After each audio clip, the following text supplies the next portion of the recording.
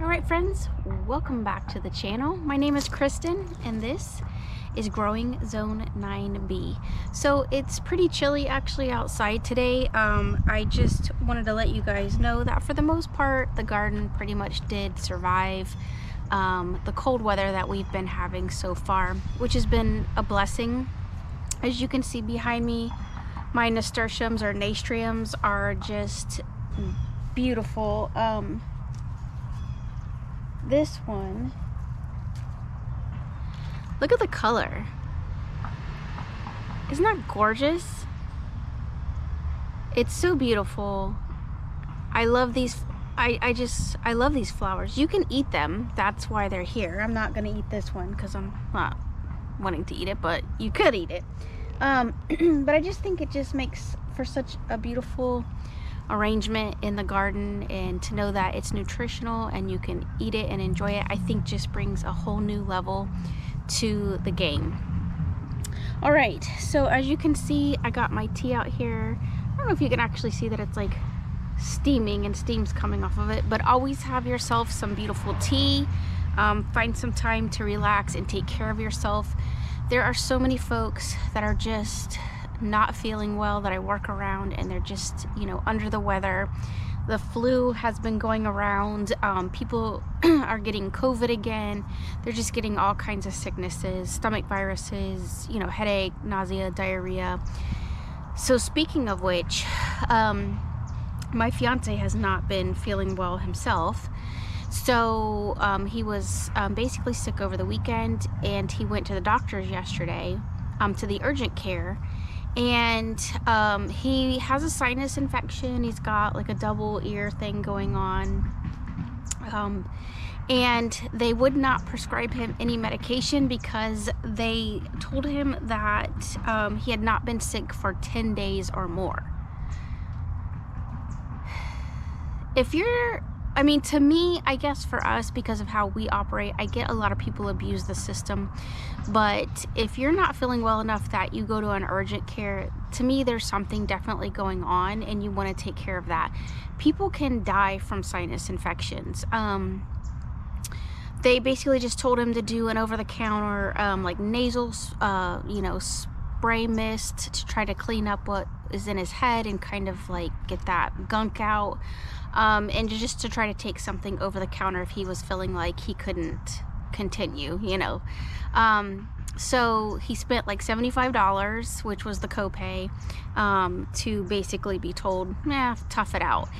And I've told you guys, I've warned you guys about this. I said it was coming. We are really gonna have to heed our you know, ancient practices, as I call it, because they're ancient and foreign to us, because it's not something a lot of us have been doing. Now, you're definitely going to have that group that has been practicing holistic medicine and taking care of themselves naturally, but for a majority of us in the working world and the generation that I grew up in, that's not going to be the case. Like, we have been very dependent on the system. If something goes wrong, you know, we're used to getting a medication, or at least getting something like a nasal spray or something to try to take care of us that has been prescribed, as opposed to just trying to do something over the counter. I think taking a generation that has been brought up under antibiotics and doctor care, I think it's a really hard thing to kind of go back to doing a lot of natural stuff. I think you stay sick longer, that's part of it, but your body's just fighting. So stock up is what I'm saying, not hoard. There's a difference. I'm saying stock up on the things that you might need if something happens. You know, get your ginger ale, or know how to make ginger ale. I know a lot of people are making their own sodas, so be in practice of that, making your own soda if that's what you feel like you need. True like ginger ale. I grow my ginger, so that is something that I can make. I know, you know, keep some Tylenol on hand, or something that if you start running a fever that you might be able to help yourself or help your family. I see it's kind of like prepping as if there was like a hurricane, except you're prepping for, you know, maybe some type of illness. Again, definitely learn the way of nature. Find out, you know, and have things on hand that, you know, if you get a lot of migraines, you can use cream of tartar. I actually have some in the kitchen. A lot of us who are cooks probably should have that around because it has a dual purpose. You're just gonna mix like a teaspoon in like a full glass of water and just try to drink that to alleviate some of that headache tension. I'm not telling you what you should or shouldn't do as far as medication or seeking help. What I'm telling you is that I'm seeing it be more common that folks are not being cared for in a way in which we're used to, and pressing that easy button. And you know, that's hard. That's hard for a generation that's been very doctor driven. Nature definitely has a cure for it. I'm just saying it's going to take a little bit longer, and it's just not something we're used to. So touching on other things that have been happening, let's talk about Selena Gomez real quick. Sweet girl, right? Like, as a mental health therapist, like, she's crying on TV, you know, her Instagram or tweet or whatever it was, and then people are like, oh, she took this down like 20 minutes after she had posted it, and she was crying about her people, right? Her people being taken from the States, and she said she was gonna do, you know, everything that she could to, you know, try to help them out, but she didn't know what she could do.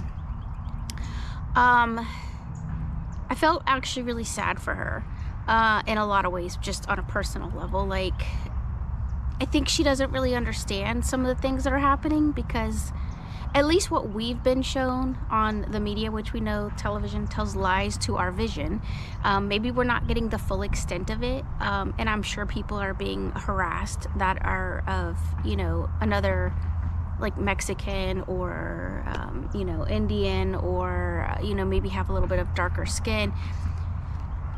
Maybe. I don't know. I'm not there, so I don't really want to speak on that piece of it. But I'm hoping that the people that are being removed are the people that are not here legally. That just need to go through the process, need to do the right thing. And, you know, I think that's a hard subject that a lot of people just don't want to touch on. But my biggest thing was, I felt really sad for her that she couldn't keep that video posted, or that maybe she pulled it down herself, or maybe her team pulled it down. Own your feelings. Like, sometimes in the moment, we may say or do something that the rest of the world doesn't see or doesn't understand. I think we can always kind of go back and explain that to people. Like, what were you feeling in that moment? And I don't think anybody should have hate on that poor little girl. Did you see her? Her whole face didn't even move. Like, it was ugly cry.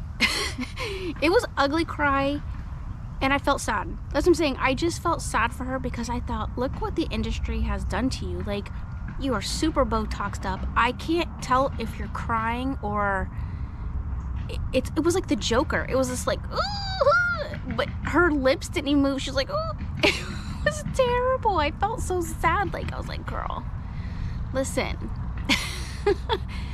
please, honey, like, stop doing that to your face. Like, you're a pretty girl. You know, you don't need, as young as you are, you don't need what the industry is telling you to look like that. Like, be yourself. And that's what I'm saying. I think we've just lost our way. Like, the expectation of somebody looking like pristine and perfect and not having any wrinkles and not having, you know, any lines. I'm not saying don't help yourself. Like, you want to get a little something, whatever, you do you. But when everybody starts looking fake and, like, not real, then that becomes society's expectation, is that people shouldn't look normal. Like, if you look normal then, or look your age, then there's something wrong with you. I don't know, friends. I just honestly just felt pretty sad for that little girl, because she's a little girl to me, because she's a lot younger than me, that the industry has done that to her, that she couldn't even cry normal. Like, she couldn't own that. And, like, that she took it down, or somebody took down her video. Like, own your feelings. In therapy, that's one of the biggest things that we talk about, is just own your feelings. While they may not be right for everybody, it's okay to verbalize that, as long as you're not causing someone harm, right? Harm to self, harm to others, someone's harming you. That's our 3, like, big red flags. Like, in that moment, she wasn't harming anybody. She was just crying about what she felt she understood in that moment. And nobody should razz her for that. Nobody should be just harassing that little girl for that. Like, that's insane. And that's what's wrong with us, is I think we fear having a voice. I think we fear just kind of saying things sometimes that are healthy to say and healthy to kind of get out. I mean, she's not saying she hates somebody. She's not disrespecting leadership. She wasn't, I mean, at least the piece that I saw, I didn't see any of that happening. I just saw someone who was broken, someone who was sad, and someone who, you know, had a heart in the moment. And there's nothing wrong with that. So let people be people. Let people have their emotions and not fear expressing that. Like, that's a healthy thing to do. Therapy will teach you that. I think if we all expressed ourselves a little better and had better lines of communication, we might be off better in the world. Like, and I'm not saying to disrespect people, but there used to be a time when you actually had like manners about it. Like, you know, you might not like somebody, well then you just knew, like, if you don't like it, move yourself on. You don't have to be nasty about it. You don't have to be Karens about it and gripe and feel entitled and you know, you own something. You're, you know, this entitlement, narcissistic behavior. Like, stop it. Like, if it doesn't work for you, move on. If you don't like what somebody's saying, don't watch their video. If you don't, that's what I'm saying. If you don't like that food that somebody's eating, just move on. Like, find something else. You're limiting yourself when you don't allow others to kind of express themselves in a healthy way. I think we're seeing more robotic behavior when we isolate those types of feelings. So I just want to encourage you guys today that whatever you're feeling or whatever you're going through, that you work through it in a healthy fashion and you just let people be people and stop just harassing people for being who they are, and just let them be in the moment, or for having an opinion. There's just a healthier way to go about how we're handling others, even if they're famous or with each other. Like, we've got to have better communication. We have to try to just be human and just go back to what I call that hippie mentality, that peace, love, kindness. Like, just work with somebody, hear them out, have a good conversation about it. And like I said, if you don't like it, move on. Not everybody thinks like you think. If they thought like you thought, then you wouldn't be an individual. So let's not lose who we are. Let's not lose being an individual.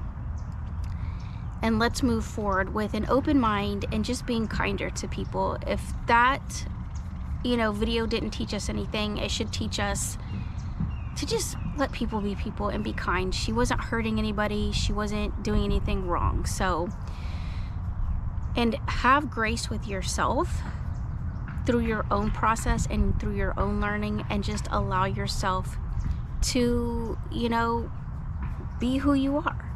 You don't people don't have to agree with you, and you don't have to agree with them, but you don't have to be nasty. You don't have to kill people over it. You don't have to harm people. You don't have to threaten people. You just move on and say, hey, that's cool. You don't agree with me. That's who makes you who you are. I don't have to be involved with that. That's not the energy or vibe that I want. We are all energy beings. This is another reason why I try to encourage you guys to ground yourself. I am currently sitting on the ground. I am absorbing the energy. Everything that we touch has energy. The rocks have energy. Our plants have energy. The air has energy.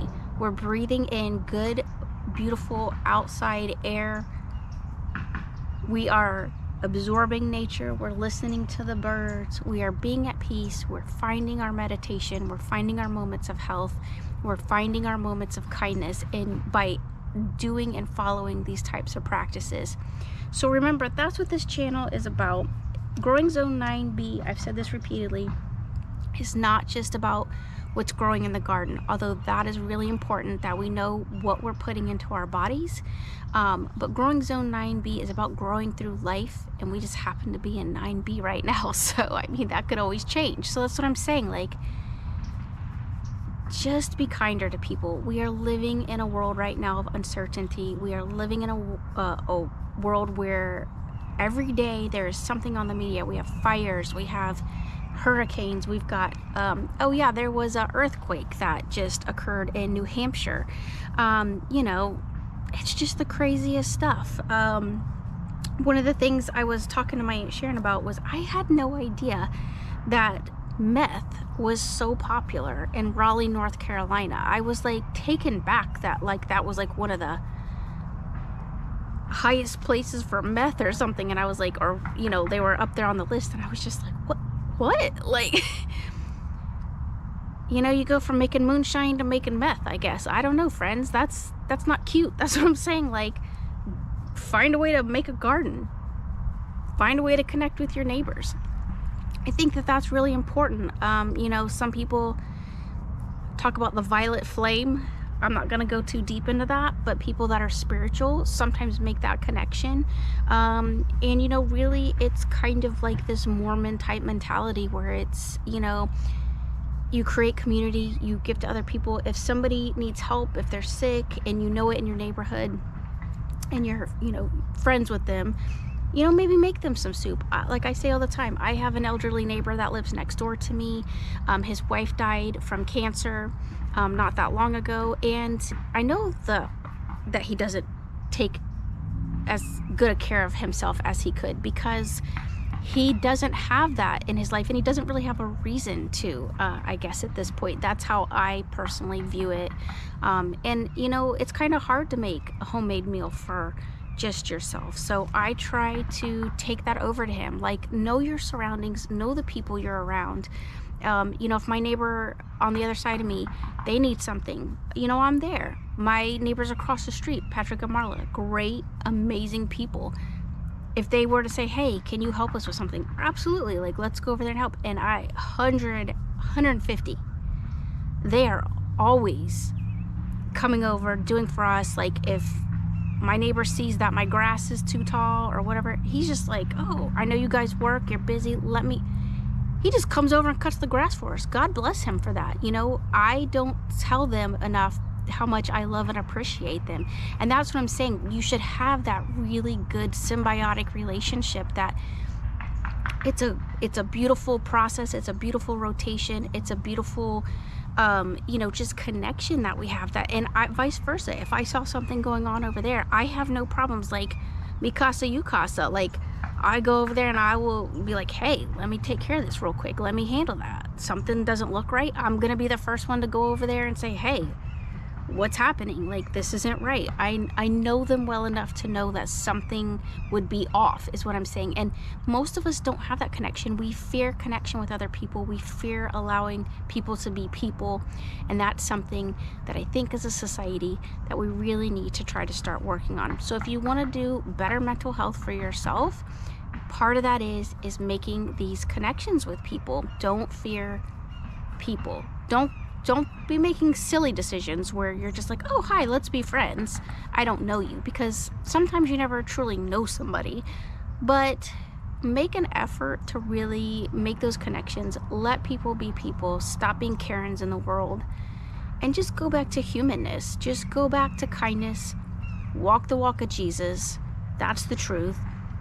Whether you believe in Jesus, whether you believe in God or not, look at what the man represented. He represented working with those who were struggling, those who, you know, had leprosy and had all these issues and things going on with them. He didn't walk away from the hard times.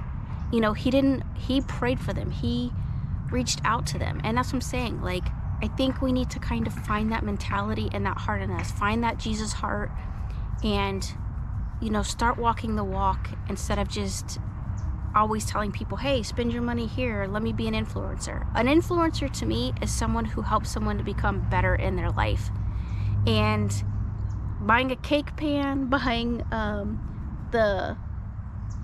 this face product or whatever, that doesn't make you a better person. What makes you a better person is what's in here. So just keep that in mind, friends. All right, until next time, have a beautiful day, everyone. I hope everyone is taking care of themselves. Don't forget, health is very important right now. We've got a lot of issues going on. Don't let stress get to you. Find your peace, find your moments, love one another, be kind, and I will see you guys soon.